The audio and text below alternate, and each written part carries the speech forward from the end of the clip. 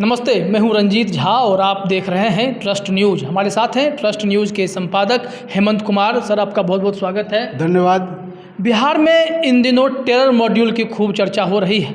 फुलवारी शरीफ को लेकर के चर्चा तो है ही साथ बिहार के 15 जिले में टेरर मॉड्यूल की बात हो रही है कि कहां कहां पर लोग पीएफआई की बात कर रहे हैं, एसडीपीआई की बात कर रहे हैं। इसके साथ ही साथ आज इंटेलिजेंस ब्यूरो और केंद्रीय गृह मंत्रालय के रिपोर्ट के बाद बिहार पुलिस मुख्यालय भी अलर्ट है और तमाम एसएसपी एसपी को पत्र लिख दिया गया है जिलों में कि आप अलर्ट रहें, यहाँ पर भारतीय जनता पार्टी के नेताओं को खतरा है। और जैसे ही ये खबर आई है, भारतीय जनता पार्टी के नेता शायद अब क्या कहना चाहते हैं, इसी को लेकर के हम लोग चर्चा करेंगे कि आखिर संजय जायसवाल जो बयान दे रहे हैं, चाहे अन्य भाजपा के नेता बयान दे रहे हैं, उन लोगों को डर लगने लगा है। आखिर यह डर कितना वाजिब है, क्या वाकई में खतरा है? क्या भाजपा और जदयू दोनों के स्टेटमेंट को अगर सुना जाएगा तो क्या आपको लगता है वाकई में भाजपा के नेताओं के ऊपर खतरा है? सर से इसी मुद्दे पर बात करेंगे। सर, एक और संजय जायसवाल कहते हैं कि पूरे बिहार में टेरर मॉड्यूल फैला हुआ है, इसके साथ साथ स्लीपर सेल जो है अब एक्टिव हो गए हैं। ऐसे में इस वक्त फिर जदयू से पलटवार भी होता है। श्रवण कुमार का कहना होता है कि ऐसा कुछ नहीं है, लोगों पे खतरा नहीं है। कैसे देख रहे हैं इस चीज़ों को, क्या है ये आपको याद होगा कि अग्निवीर योजना आने के बाद सेना में भर्ती की अग्निवीर योजना जो है, अग्निपथ योजना, और उस समय जो आंदोलन हुआ था और बीजेपी के दफ्तरों पर, उसके नेताओं पर, उसके कुछ विधायकों पर हमले हुए थे, उनकी गाड़ियों में तोड़फोड़ की गई थी। उस दौरान भी बिहार में कानून व्यवस्था का सवाल उठाया गया था बीजेपी की ओर से, और संजय जायसवाल ही थे जिन्होंने इस बात को उठाया था। और उसके जवाब में ललन सिंह ने कहा था कि नीतीश कुमार सुशासन के लिए जाने जाते हैं और सरकार कैसे चलाई जाती है ये कोई सिखाए नहीं। तो उस समय भी एक टकराव की बात सामने आई थी और उन्होंने इतना आगे बढ़कर भी कहा था कि क्या वो चाहते हैं कि हम जो आंदोलनकारी हैं उनको गोली बरवा दें। तो आप वो जो पूरी क्रोनोलॉजी है उसको आप समझिए कि उस समय बीजेपी ने जिस तरह से बिहार में कानून व्यवस्था का सवाल उठाया, अपने दफ्तरों पर, अपने नेताओं पर हमले का सवाल उठाया, और एक तरह से नीतीश कुमार को घेरने की कोशिश की गई बिना कहे हुए। और उसी के जवाब में ललन सिंह ने ये पलटवार किया था कि नीतीश कुमार सुशासन के लिए जाने जाते हैं। तो सरकार के भीतर जो यह टकराव है कानून व्यवस्था के सवाल को लेकर, उस समय भी जो कुछ हुआ वो उसमें योजना तो केंद्र सरकार लेकर के आई थी, अग्निपथ योजना, और उसके विरोध में आंदोलन हुआ। बिहार में ही नहीं, देश के अन्य राज्यों में भी आंदोलन हुए और काफ़ी उग्र आंदोलन था, हिंसा हुई, और उसके लेकर सवाल उठाए गए बीजेपी की ओर से, यानी कि आप नियंत्रित नहीं कर रहे हैं। जवाब में कहा गया कि क्या हम उनके ऊपर गोली चलवा दें। उसी तरह अभी आप देखेंगे कि जो अभी प्रधानमंत्री के दौरे से 2 दिन पहले so called terror module Phulwari Sharif में पकड़ा गया और उसका खुलासा प्रधानमंत्री के लौटने के बाद किया गया। और जितना बड़ा वो मामला बताया गया उसका खुलासा वहाँ के एएसपी ने किया। एएसपी पूरे प्रोफाइल में वो बहुत नीचे के अधिकारी, डीएसपी से ऊपर और डीएसपी के समकक्ष अधिकारी होते हैं। यहाँ एसएसपी बैठते हैं पटना में, डीआईजी, आईजी और डीजी सब लोग बैठते हैं। तो इतना बड़ा मामला जो था उसका खुलासा पहले तो एएसपी ने किया, और उसके बाद अभी आप देखेंगे कि पूरी बीजेपी उसको आतंक की फुलवारी, आतंकी मीडिया का एक बड़ा हिस्सा, या यूँ कहे कि आप 100% हिस्सा जो है वो उसको आतंक की फुलवारी कह रहा है। अब बताइए कि अगर मान लिया जाए थोड़ी देर के लिए कि 4-5 लोग अगर किसी अवैध काम में पकड़े जाते हैं तो आप उस पूरे इलाके को आतंक की फुलवारी कहेंगे तो क्या वहाँ 4 लोग ही रहते हैं? नहीं, बिल्कुल नहीं। तो यह जो आज जो श्रवण कुमार ने जो पलटवार किया है कि बिहार में किसी बीजेपी नेता को कोई खतरा नहीं है और यहाँ सब लोग महफूज हैं और जो लोग गलत कर रहे हैं उनके ऊपर कार्रवाई हो रही है, तो यह इसी का जवाब है। तो कुल मिलाकर के देखा यह जा रहा है कि पूरे बिहार में एक तरह से सांप्रदायिक ध्रुवीकरण करने की कोशिश हो रही है और उसी दिशा में ये सब कुछ आगे लेकर के बढ़ा जा रहा है। क्योंकि आप अब आज अगर संजय जायसवाल कह रहे हैं कि पूरे बिहार में सिर्फ स्लीपर सेल्स हैं, पूरे बिहार में टेरर मॉड्यूल है, क्या मतलब है इसका? आप किसी एक समुदाय को, एक धर्म विशेष के लोगों को आप टारगेट कर रहे हैं। तो जब इसमें सर एक चीज़ देखा जाए कि आज एक दिखाया गया कि कोई खुरासान प्रांत करके है, उसकी डायरी है, ट्विटर पे उस पर चर्चा की गई कि प्रधानमंत्री को खतरा है और बिहार भाजपा के नेताओं पर भी, बीजेपी नेता कहा गया, बिहार भाजपा में भी उसमें शामिल है। तो बिहार भाजपा के कुछ सिलेक्टेड नेताओं के नाम दिए गए। ये वैसे ही नेता हैं जो बयानबाजी करते अपने आप की छवि जो है फायर ब्रांड नेताओं की बना रखे हैं। आखिर इन लोगों की एक तो ऐसी बयानबाजी है, दूसरी बात ये टारगेट वाली बात है, और 77 कम से कम तो विधायक हैं, इतने सांसद हैं, क्या सबकी सुरक्षा संभव है? क्या इस तरह से ऐसा हो सकता है क्या? सुरक्षा संभव और असंभव की बात तो बात की बात है। सबसे पहली बात तो ये है कि मैं यह कह रहा हूँ कि पूरा माहौल बनाया जा रहा है, सिर्फ आपके विधायकों को खतरा बताया जा रहा है। अब पता नहीं क्यों कौन सी एजेंसी ये सब चीज़ें लेकर के आ रही है कि बीजेपी के विधायकों को खतरा है, कहाँ से वो खतरे घंटी बज रही है। इसके पहले आप देखे होंगे कि जब अग्निपथ योजना के विरोध में जब आंदोलन हो रहा था, उसके बाद जब बीजेपी के दफ्तरों पर, उनके नेताओं पर हमले हुए, तो इन लोगों ने केंद्र से सुरक्षा हासिल कर ली। इनके बाद 10-12 विधायकों को केंद्र से सुरक्षा मिल गई, सीआरपीएफ की टुकड़ी लगा दी गई इनकी सुरक्षा में, वाई कैटेगरी की सुरक्षा मिल गई। तो कहने का मतलब ये है कि आप ये जो पूरी क्रोनोलॉजी जो है उसको आप जब देखेंगे तो ये लगता है कि किसी धर्म विशेषकर खास करके मुसलमानों को टारगेट करने के लिए उनकी ओर पूरा ये ले जाने की दिशा में ही पूरी कार्रवाई आगे बढ़ रही है। अगर कहीं कोई आतंकी है, कोई आतंकवादी गतिविधि में कोई शामिल है, तो आप वो पर्टिकुलर व्यक्ति उसके लिए जिम्मेवार होगा, चाहे उसके खिलाफ कार्रवाई होगी क्या? तो आप किसी इलाके को आतंक की फुलवारी उसका नाम देंगे, ये अखबारों में लिखा जा रहा है, ये मीडिया में ये बातें चलाई जा रही है, लोगों के बयान में आ रहा है। जो पुलिस का एफआईआर है, उस एफआईआर में आतंकवादी नहीं लिखा गया है। जो पुलिस का जो प्रेस रिलीज है, जो मीडिया को जारी किया गया था, उसमें कहीं आतंकवादी नहीं लिखा गया है। तो आज जो श्रवण कुमार का जो बयान आया है, तो जाहिर सी बात है कि वो लग रहा है कि सरकार के भीतर जो बीजेपी और जेडीयू के बीच में जो रस्साकसी चल रही है, अभी तक नीतीश कुमार ने इस पूरे मामले पर अभी तक कुछ कहा नहीं है। उनके श्रवण कुमार ने कहा है, तो श्रवण कुमार ने जो कुछ कहा है तो नीतीश कुमार की सहमति से ही उन्होंने कहा होगा, और उस समय ललन सिंह ने जो कहा था वो उनकी सहमति से ही कहा था। सबसे बड़ी बात सर ये है कि जदयू और भाजपा के रिश्ते की बात हमेशा होती है, लेकिन नीतीश कुमार की तरफ से एक तो कोई बयान नहीं आना और बार बार अपनी ही सरकार पर सवाल खड़े करना, एक तो रिश्ते में खटास तो है ही।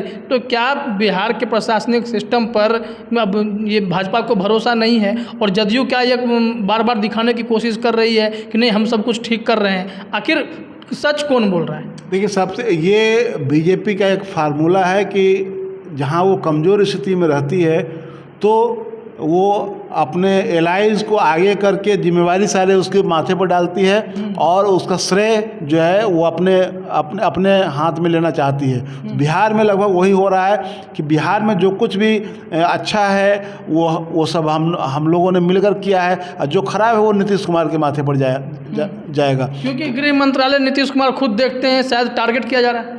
हाँ बिल्कुल, ये पूरी परियोजना जो है आज की तारीख में आप देखिए दूसरा चीज़ मैं ये कहना चाह रहा हूँ कि आप आज देखिए, आज आपने नॉन ब्रांडेड जो भी अनाज है उसके ऊपर जीएसटी लगा दिया आपने। लोगों का खाना पीना आप दुभर करने जा रहे हैं, तमाम चीज़ें, रुपया जो है वो 80 से ऊपर चला गया डॉलर के मुकाबले। तो और महंगाई जो है बेतहाशा बढ़ती जा रही है, पेट्रोल डीजल का दाम तो आप उसकी चर्चा करने की ज़रूरत नहीं है। तो ऐसे माहौल में इन चीज़ों पर कोई बातचीत हो, इन चीज़ों पर कोई चर्चा हो, उससे अलग हट करके आज हो क्या रहा है, तो हिंदू मुसलमान आतंक की फुलवाड़ी, आतंकी अब जो लोग पकड़े गए हैं, जहाँ पकड़े गए हैं उसमें से सब क्या सारे लोगों के कोई आतंकी कनेक्शन मिल गए हैं? रोज़ कुछ न कुछ और ये मीडिया क्रिएटेड ज़्यादा है। और कल मुझे हम लोगों ने एक रिपोर्ट छापी थी, CPIML की टीम गई हुई थी उस इलाके में, फुलवाड़ी शरीफ में। तो वहाँ के एसपी जो मनीष कुमार हैं, जो चर्चा में कब आए थे? जब विधानसभा में विधायकों की पिटाई हुई थी, विपक्षी दलों की विधायकों की पिटाई हुई थी, उस दौरान मनीष कुमार चर्चा में आए थे।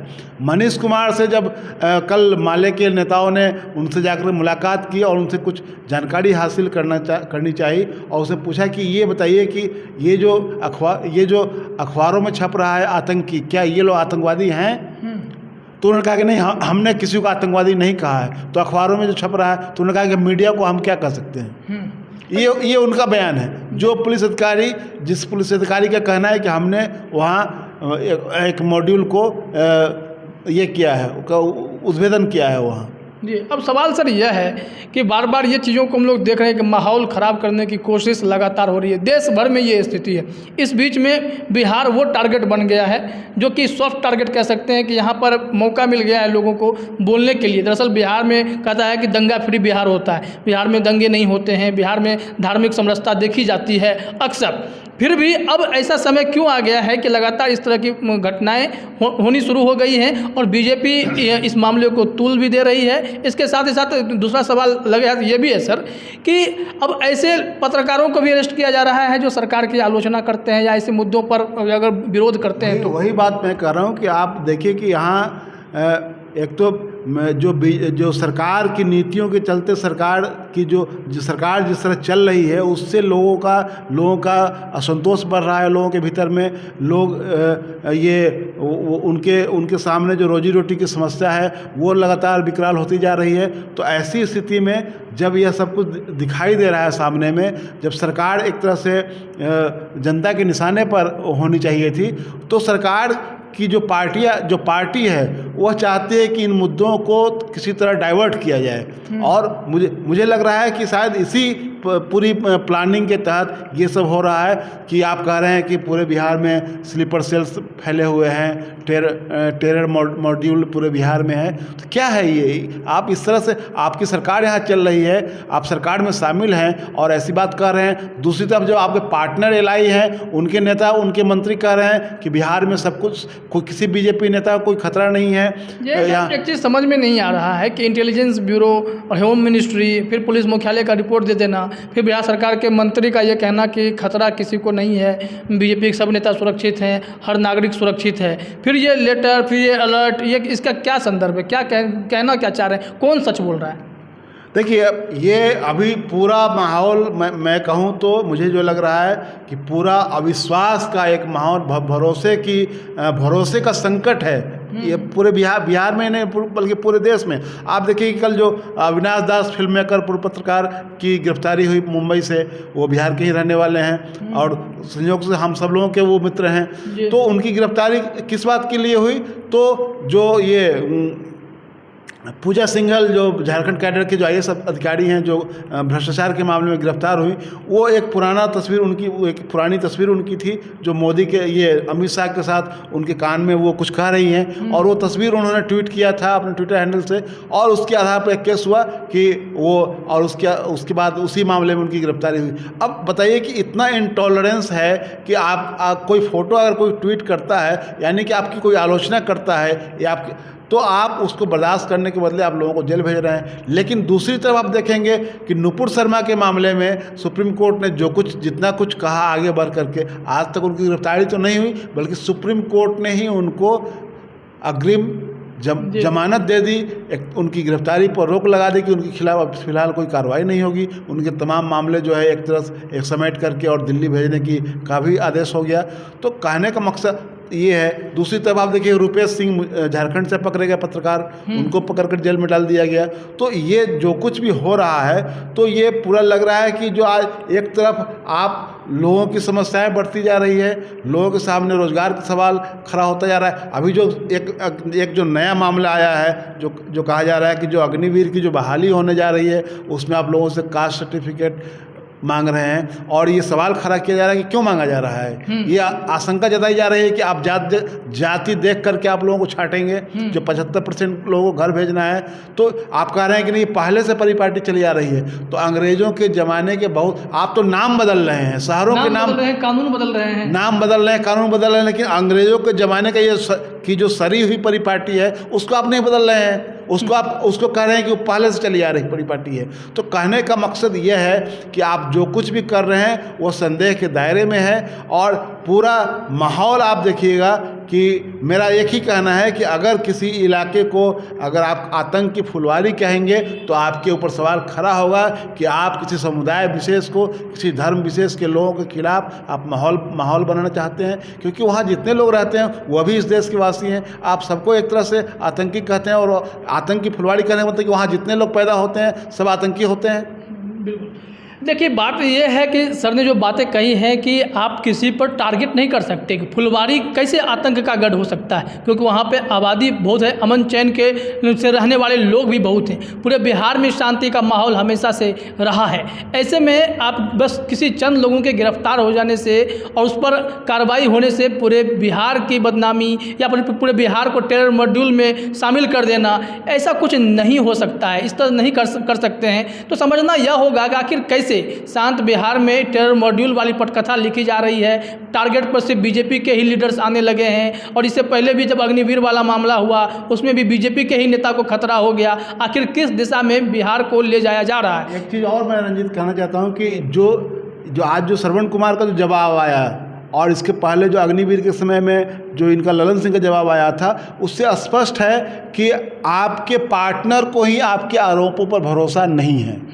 बिल्कुल। आपका जो पार्टनर है जेडीयू, उसको भरोसा नहीं है कि उसको लगता है कि आप झूठ बोल रहे हैं। तभी तो श्रवण कुमार को कहना पड़ता है कि नहीं, बिहार में किसी बीजेपी के नेता को कोई खतरा नहीं है, यहाँ सब लोग महफूज हैं और जो लोग गलत कर रहे हैं उनके ऊपर कार्रवाई हो रही है। ललन सिंह को कहना पड़ा था उस समय कि कोई सरकार चलाना हमको नहीं सिखाए।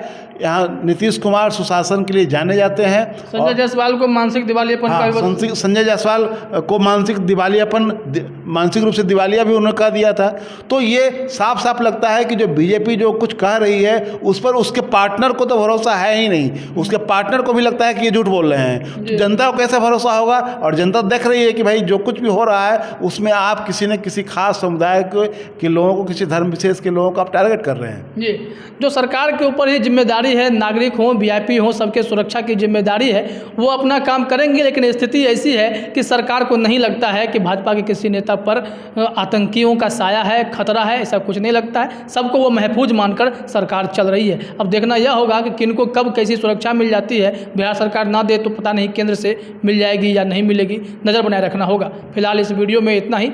आप सभी का हमसे जुड़ने के लिए बहुत बहुत धन्यवाद।